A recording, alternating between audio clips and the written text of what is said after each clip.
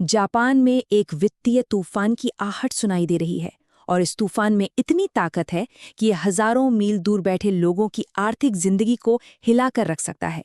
ये एक ऐसी कहानी है जो टोक्यो से शुरू होती है, लेकिन इसका असर सीधे हम सबके बजट पर पड़ सकता है।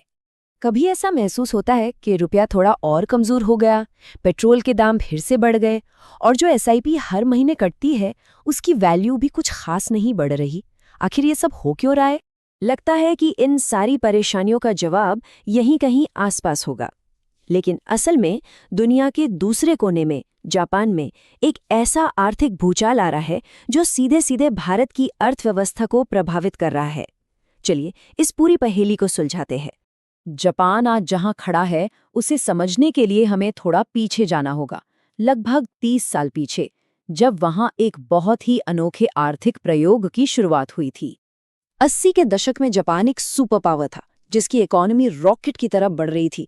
लेकिन 1990 में ये बुलबुला ऐसा फटा कि जापान दशकों तक एक अजीब सी सुस्ती में चला गया। वो एक ऐसी समस्या में फंस गया जिसका नाम था डिफ्लेशन, और इन दशकों को द लॉस्ट डेकेड्स यानी खोए हुए दशक कहा जाने लगा। डिफ्लेशन यानी चीजों के दाम लगातार कम होना। सुनने में तो बड़ा अच्छा लगता है ना, कि हर चीज सस्ती हो रही है। पर जरा सोचिए, अगर सबको पता हो कि कोई कार या फोन अगले महीने और सस्ता मिलेगा, तो क्या कोई आज उसे खरीदेगा? नहीं, सब इंतजार करते हैं और इसी इंतजार में बाजार की मांग खत्म हो जाती है, कंपनियां प्रोडक्शन रोक देती हैं और पूरी इकोनॉमी एक दुष्चक्र में फंस जाती है। जापान 15 साल तक इसी में फंसा रहा। तो डिफ्लेशन के इस दैत्य से लड़ने के लिए जापान के सेंट्रल बैंक ने एक ऐसा हथियार निकाला जो दुनिया ने पहले कभी नहीं देखा था। उन्होंने ब्याज दरों को घटाकर लगभग जीरो कर दिया, मतलब पैसा ऑलमोस्ट मुफ्त। और ये कोई 1-2 साल के लिए नहीं, बल्कि पूरे 30 साल तक चला। और इस मुफ्त के पैसे का नतीजा क्या हुआ? जापान का राष्ट्रीय कर्ज उसकी जीडीपी का 260% हो गया। अंदाजे के लिए बता दूं, ज्यादातर अर्थशास्त्री 90% पर ही खतरे की घंटी बजा देते हैं। जापान उस लेवल से लगभग 3 गुना ऊपर पहुंच गया। जापान की इस घरेलू पॉलिसी ने अनजाने में ही सही एक ग्लोबल मनी मेकिंग मशीन को जन्म दे दिया। एक ऐसी मशीन जिसने दुनिया भर के बाजारों में खरबों डॉलर झोंक दिए। अच्छा, इस मशीन को समझने से पहले बॉन्ड को समझना होगा, बहुत आसान भाषा में। मान लीजिए आपने किसी दोस्त को पैसे उधार दिए और उसने एक कागज पर लिख कर दिया कि वो हर साल ब्याज देगा और कुछ साल बाद मूल रकम भी लौटा देगा। बस वही कागज एक बॉन्ड है। सरकारें भी ऐसे ही बॉन्ड्स जारी करके उधार लेती हैं। अब बॉन्ड मार्केट का एक गोल्डन रूल है जिसे याद रखना बहुत जरूरी है। बॉन्ड की कीमत और उसकी यील्ड यानी उस पर मिलने वाला रिटर्न हमेशा उल्टी दिशा में चलते हैं। जब बॉन्ड की कीमत गिरती है तो उसकी यील्ड बढ़ जाती है, और जब कीमत बढ़ती है तो यील्ड घट जाती है। ये नियम इस पूरी कहानी का सेंटर पॉइंट है। और इसी नियम का फायदा उठाकर दुनिया के बड़े बड़े इन्वेस्टर्स ने एक खेल शुरू किया जिसका नाम था येन कैरी ट्रेड। खेल बहुत सिंपल था। जापान से 0.1% जैसी मामूली ब्याज दर पर येन उधार लो, उस येन को डॉलर में बदलो और फिर उस डॉलर से अमेरिका के सरकारी बॉन्ड खरीद लो जिन पर 4.5% का तगड़ा रिटर्न मिल रहा था। बीच का जो 4.4% का अंतर था वो बिना किसी खास जोखिम के सीधा मुनाफा था। सालों तक ये दुनिया का सबसे बड़ा फ्री मनी ट्रेड बना रहा। दशकों तक चलने के बाद अब ये विशाल ग्लोबल मनी मशीन अचानक उल्टी दिशा में घूमना शुरू हो गई है, और असली कहानी यहीं से शुरू होती है। 30 साल तक जापान जिस महंगाई को जगाने की हर कोशिश कर रहा था वो टस से मस नहीं हुई। फिर आया साल 2022। कोविड के बाद दुनिया भर में बढ़ी मांग और यूक्रेन युद्ध के चलते ऊर्जा की बढ़ती कीमतों ने वो कर दिखाया जो जापान का सेंट्रल बैंक नहीं कर सका था। जापान में महंगाई लौट आई। ये उस देश के लिए एक आर्थिक भूकंप जैसा था जो दशकों से जीरो महंगाई में जी रहा था। महंगाई लौटते ही बैंक ऑफ जापान पर ब्याज दरें बढ़ाने का जबरदस्त दबाव आ गया। जैसे ही उन्होंने दरें थोड़ी भी बढ़ाई, जापान के अपने बॉन्ड्स पर रिटर्न बढ़ने लगा। अब जब जापान में ही 3% तक का रिटर्न मिल सकता है तो अमेरिका जाकर 4.5% कमाने का खेल उतना आकर्षक नहीं रहा। 4.4% का फ्री मनी वाला मुनाफा लगभग खत्म हो गया, और नतीजा, निवेशक अब अमेरिकी संपत्ति बेचकर अपना पैसा वापस जापान ला रहे हैं। तो अब सबसे जरूरी सवाल पर आते हैं।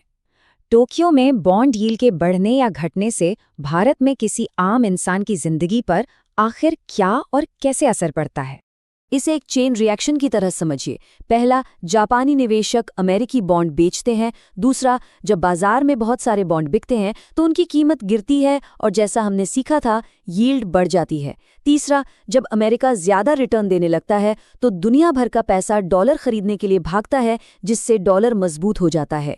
चौथा, मजबूत डॉलर के सामने भारतीय रुपया कमजोर हो जाता है और आखिरी कदम, रुपये को संभालने के लिए आरबीआई पर ब्याज दरें बढ़ाने का दबाव बनता है, जिससे सीधे सीधे होम और कार लोन की ईएमआई बढ़ जाती है। इसका सीधा मतलब ये है कि पेट्रोल से लेकर मोबाइल फोन तक जो भी चीज़ बाहर से आती है वो और महंगी हो जाती है। घर और गाड़ी की किश्तें बढ़ जाती हैं। और अगर इस सब के चलते अमेरिका में मंदी आती है तो भारत के आईटी सेक्टर पर भी बुरा असर पड़ सकता है।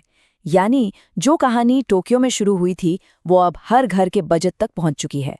लेकिन ये सिर्फ एक आर्थिक संकट नहीं है। कुछ विशेषज्ञ मानते हैं कि ये एक बहुत बड़े बदलाव का संकेत है। ये उस पूरे फाइनेंशियल सिस्टम पर सवाल उठा रहा है जो दूसरे विश्व युद्ध के बाद बना था।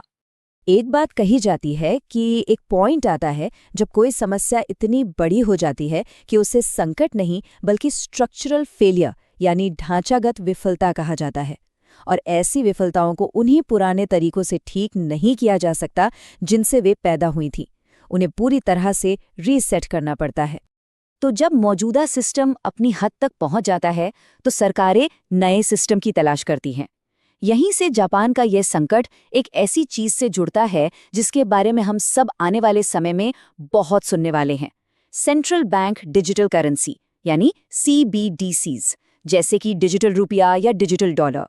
ये उस बड़े रीसेट का एक अहम हिस्सा हो सकता है। तो आगे क्या हो सकता है? मोटे तौर पर 3 रास्ते दिखते हैं।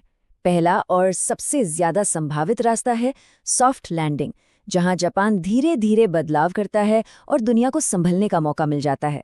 दूसरा रास्ता जो मुमकिन है वो है रैपिड अनवाइंड, जिसमें बाजारों में 15-20% की एक तेज गिरावट आ सकती है। और तीसरा रास्ता जिसकी संभावना कम है वो है एक पूर्ण वित्तीय संकट, जिसका असर पूरी दुनिया पर पड़ेगा।